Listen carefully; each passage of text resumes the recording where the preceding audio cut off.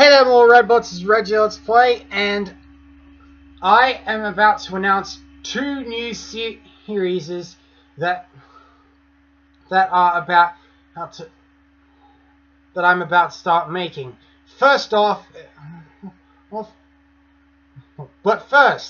have to cover a very special something called the Bartel taxonomy of player types, which is a classification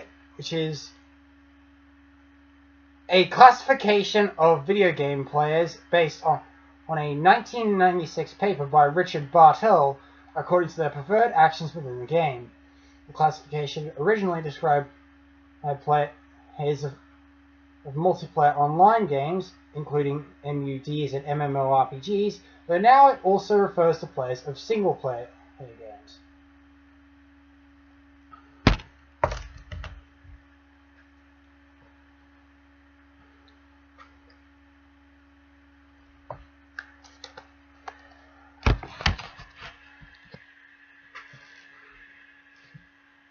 Now, this character theory consists of 4 character archetypes: achievers, explorers, socializers, and killers.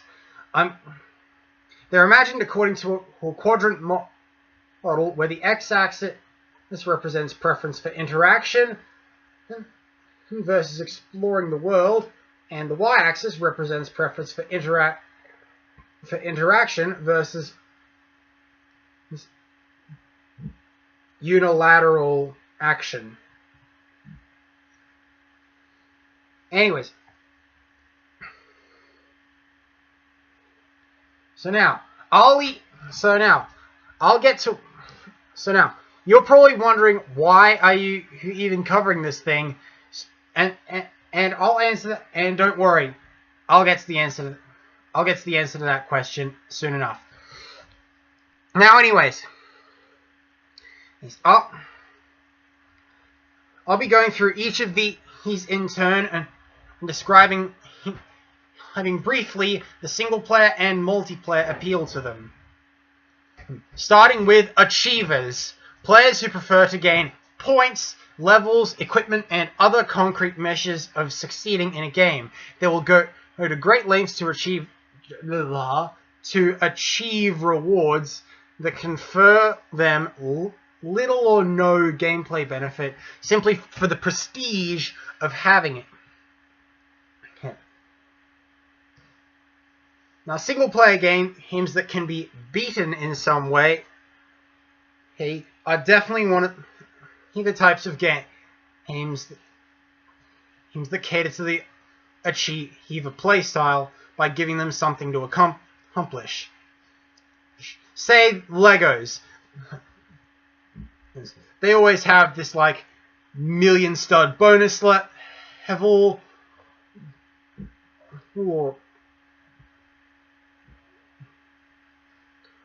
or some victory lap after completing the main story, which prompts you to and even without that, there being so many mini kits and stuff that you can't get in the story mode, that in and of itself prompts you to go for 100% by returning in free play.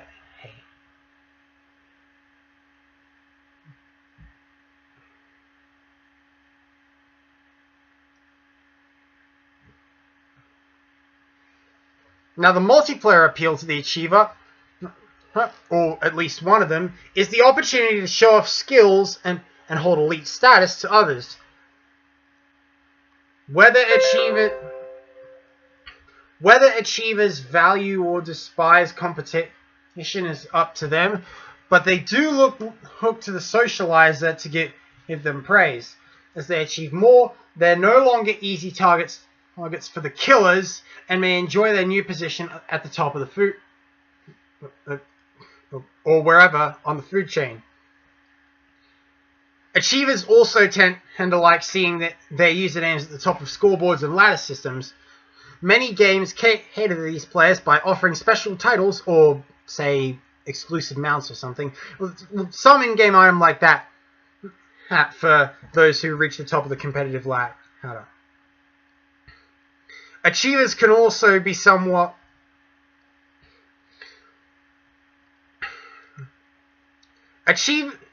Achievers are also somewhat the target for, like,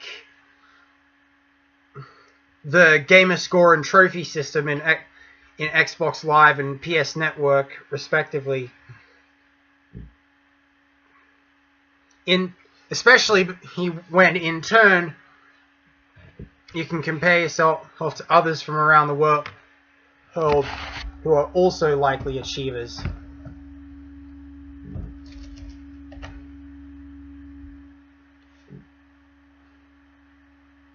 So that is the basic synopsis of the Achiever. And so now we're getting on to the Explorer. One who tends to dig around. The Explorer is a player who prefers discovering areas, creating maps, learning about hidden places,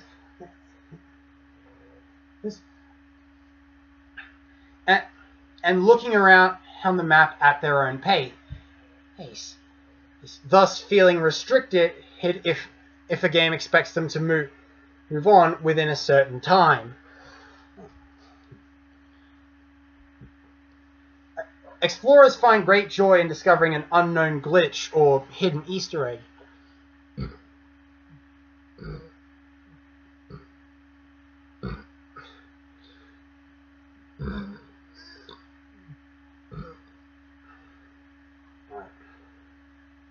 Now, combat and gaining levels is pretty much secondary for an explorer.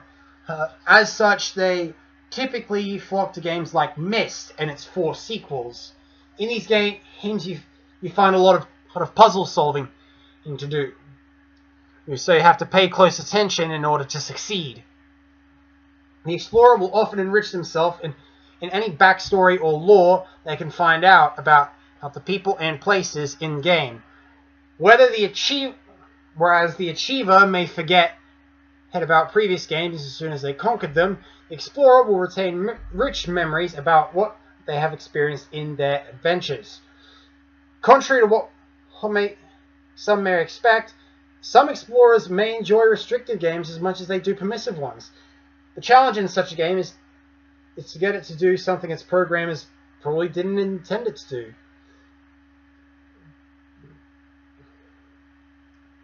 As such, gamers who are just as high achievers as they are explorers will often set themselves unusual objectives. Say like the challenge mode in LEGO Star Wars: The Complete Saga, the Super Story, or something similar.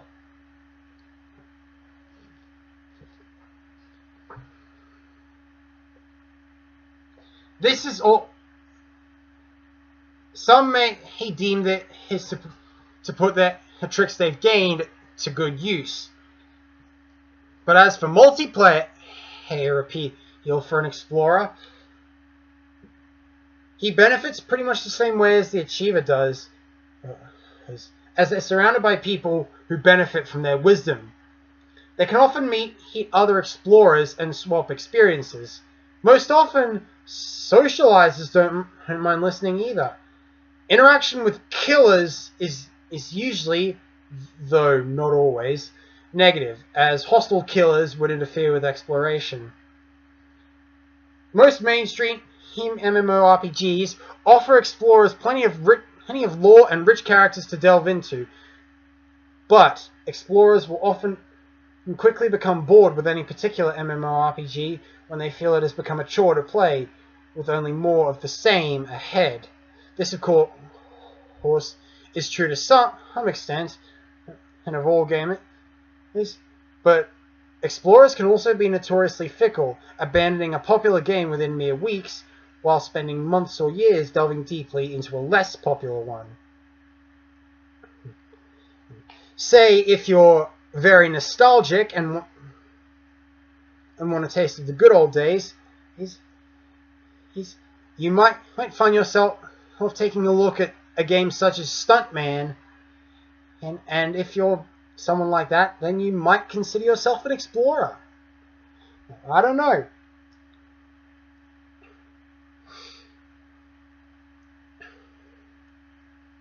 Anyways, mulling over the Socializer, he is one of a multitude of gamers who chooses to play a game for the social aspect rather than the game itself. The most enjoyment they gain comes from interacting with other players, and on occasion, some CPU-controlled characters that have gained a personality. The game is merely a tool they use to meet others in-game or outside of it. Now, since their objective is not so much to win or explore as it is to be social, there are very few games that Socializer enjoys based on its merits. Instead, they tend to play some of the more popular games so they can use its experience to socialize with others who have played them, or to use its multiplayer features. However, there are some games designed with their play style in mind, such as Fable, Mass Effect, and KOTOR. Additionally, some single-player games have a strong community built around them, such as Skylines, SimCity 4, Dwarf Fortress.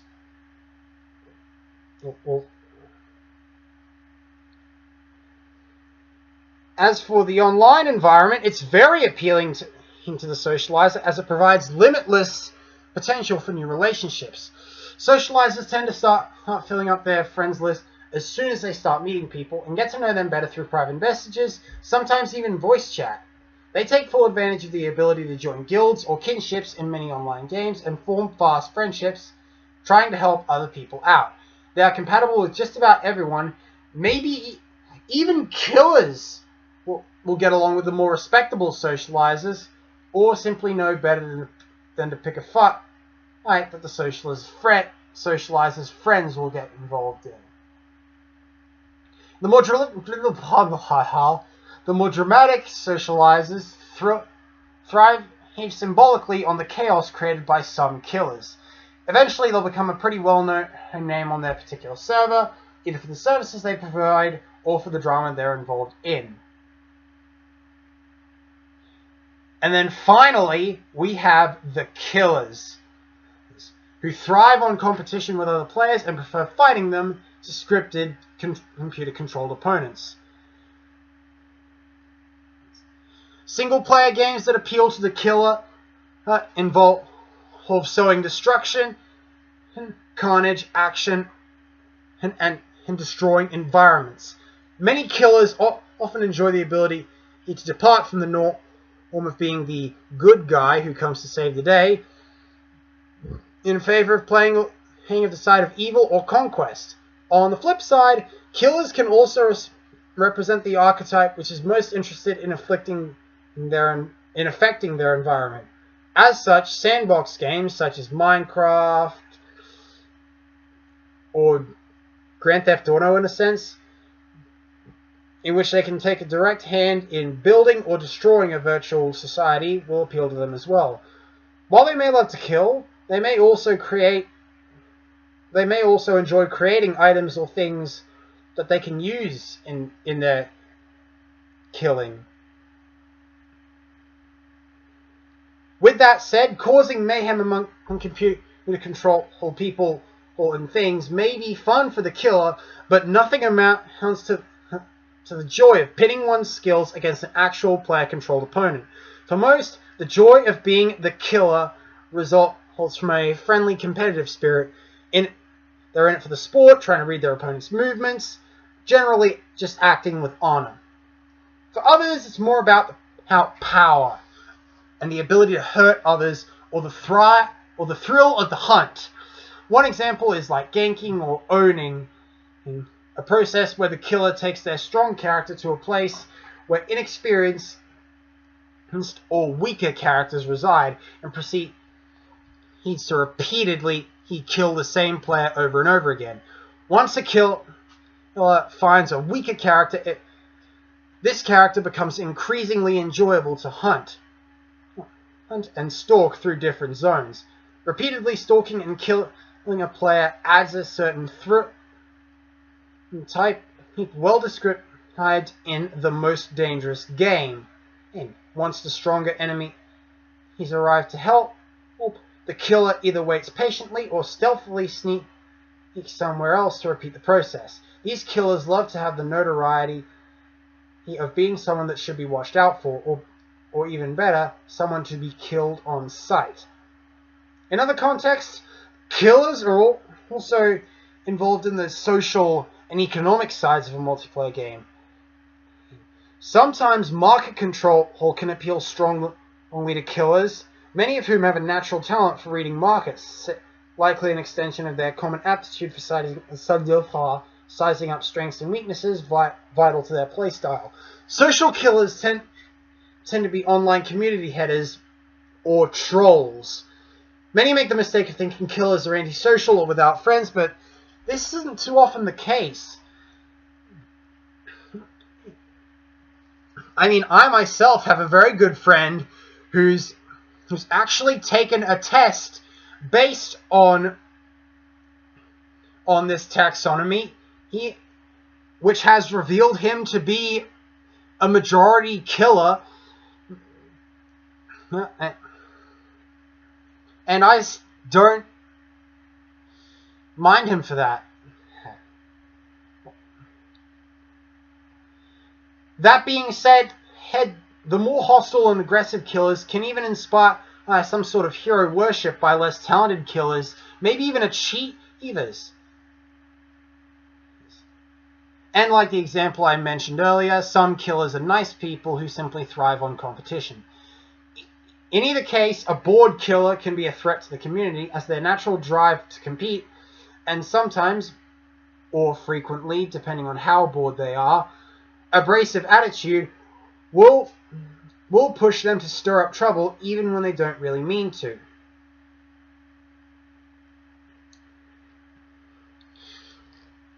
This taxonomy has also been used by game designers to help define the requirements of games that are intended to appeal to a certain audience. But if you want to find out which of these archetypes you really are, I'll leave a link to the test in which you can find out for yourself in the description. With all that being said, that brings me to the actual thing I intend to inform you guys on, which is 2 new series based on the Let's Plays I have already done and am going to do, and am already doing. I have realized that some people find it very hard to get into playing a game that they've been interested in for some time.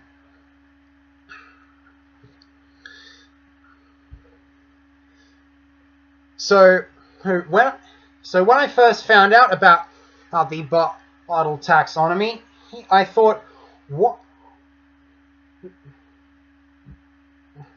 That gave me an idea. Yeah, which sparked, as I said, 2 series. One based on helping a new player in a new game, you can get accustomed to it and go from novice to natural, and then a second series based on how each of these archetypes applies to the game in question.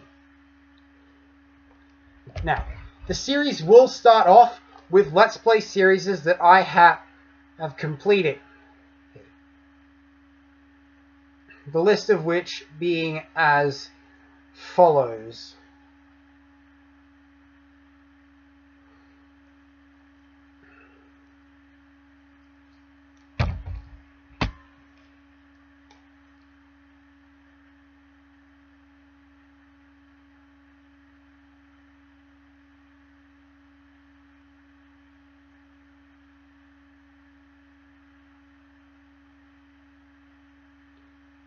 Forza Horizon, The Crew, Need for Speed 2015, Halo the Master Chief Collection, or just Halo in general, Tomb Raider 2013, Need for Speed Most Wanted 2012, Driver San Francisco, Titanfall,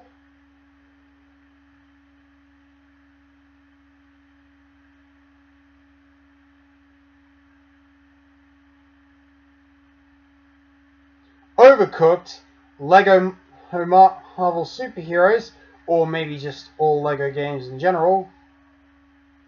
You Don't Know Jack.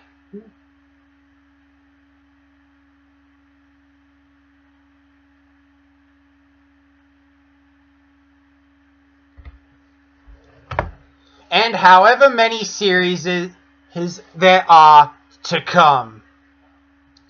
Of course, I'll be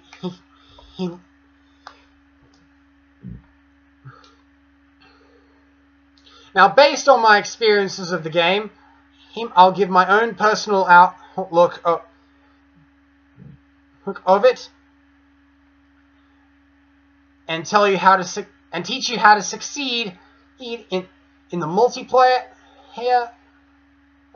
and single player of that game, especially if there's just one of them.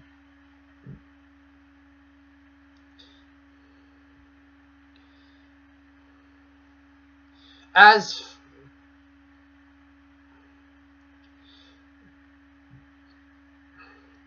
for when I cover them in comparison to the Bartle taxonomy, I'll teach you how to interact with all the archetypes within that game, and how that game appeals to each and every one. With all that being said, that's actually the end of this video. So, I hope you guys enjoyed. If you did, don't forget to hit that like button, share videos, favorite videos, do all of this stuff. Tell me in the comments down below what you guys thought of it, and of the series that will spark from this. Your feedback is always appreciated. If you have some suggestions for my rulings of how I'm going to be doing them, I'll try to take them into account. But